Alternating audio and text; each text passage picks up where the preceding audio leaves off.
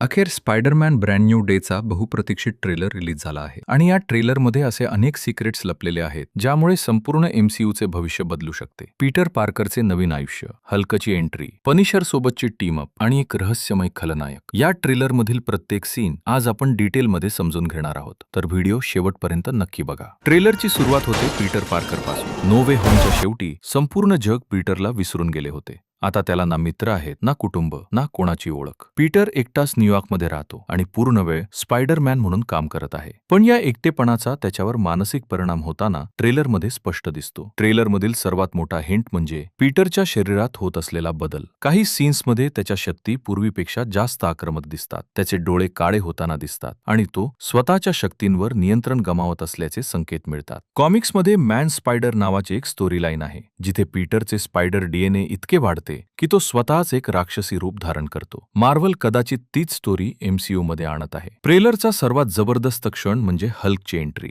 Bruce banner पुन्हा एकदा MCU मध्ये परतला आहे आणि एका सीनमध्ये स्पायडरमॅन आणि हल्क यांच्यात जबरदस्त फाईट होताना दिसते. पण ही फक्त फाईट नसून कदाचित हल्क पीटरला त्याच्या म्युटेशनवर नियंत्रण मिळवण्यासाठी मदत करत असेल, कारण ब्रूस बॅनरलाही स्वतःच्या शरीरातील बदलांची संघर्ष करावा लागला होता. मार्वल चाहत्यांसाठी आणखी एक मोठी सरप्राईज म्हणजे पनिशर. जॉन बर्नथल पुन्हा एकदा फ्रँक कॅसलच्या भूमिकेत दिसणार आहे. पनिशर आणि स्पायडरमॅन यांची विचारसरणी पूर्णपणे वेगळी आहे. स्पायडरमॅन गुन्हेगारांना वाचवण्याचा प्रयत्न करतो, तर पनिशर त्यांना थेट संपवतो. त्यामुळे या दोघांमधील संघर्ष आणि ॲक्शन सीन खूपच जबरदस्त असणार आहेत. होमकमिंग पासून ज्याची वाट पाहिली जात होती, तो स्कॉर्पियन अखेर परतला आहे. मॅक गार्गन आता पूर्णपणे स्कॉर्पियन बनून स्पायडरमॅन विरुद्ध सूड घेण्यासाठी सज्ज झाला आहे. मार्वलने जवळपास 10 वर्षांनंतर हा प्लॉट पूर्ण केला आहे. आता येतो ट्रेलरमधील सर्वात मोठा प्रश्न, तो रहस्यमय हूड घातलेला खलनायक कोण आहे? ट्रेलरमध्ये काही लोक त्याला पाहूही शकत नाहीत असे दाखवले आहे. त्याच्याकडे लोकांच्या मनावर नियंत्रण ठेवण्याची शक्ती असल्याचेही संकेत मिळतात.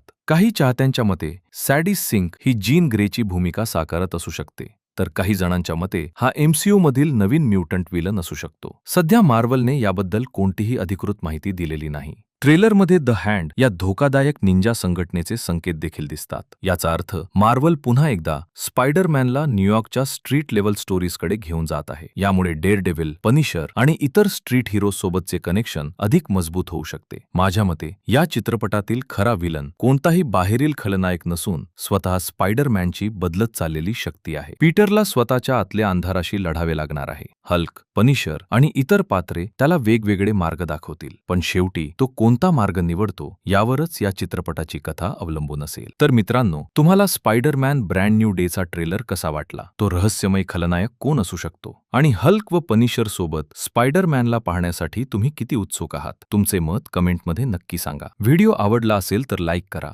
शेअर करा आणि चॅनल सबस्क्राईब करायला विसरू नका. मी भेटतो पुढच्या मार्वल ब्रेकडाऊन व्हिडिओमध्ये.